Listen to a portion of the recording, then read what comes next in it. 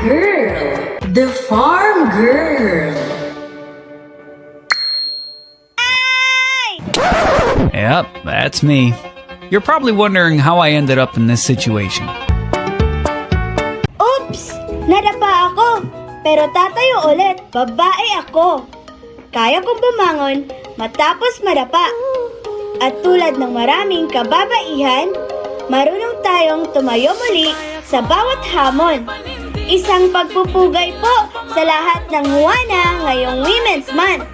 May boss, may kakayahan, malakas ang loob, pusong totoo, kayang-kaya ko.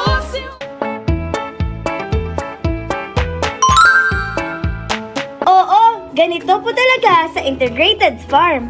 Walang sayang, lahat may silbi. Sa F-Farms, ang dumi ng kambing, ginagawang pataba sa gulayan. Ang dayami sa palayan, ginagawang pakain o bedding ng hayop. Ang tubig sa palaisdaan, ginagamit pampataba sa pananim. Bahay kubo, kahit munti.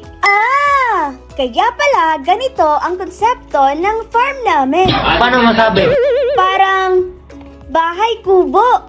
Sari-saring pananim, sama-sama, nagtutulungan.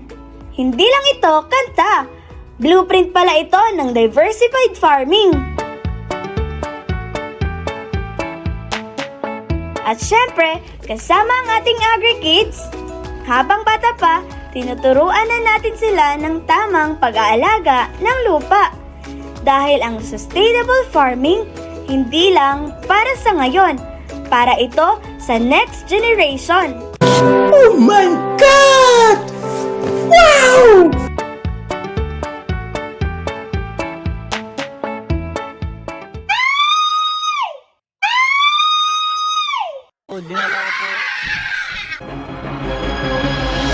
Ano kaya ang nakita ni Ate Girl?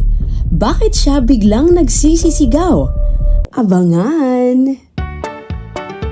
Ate Girl, the Farm Girl.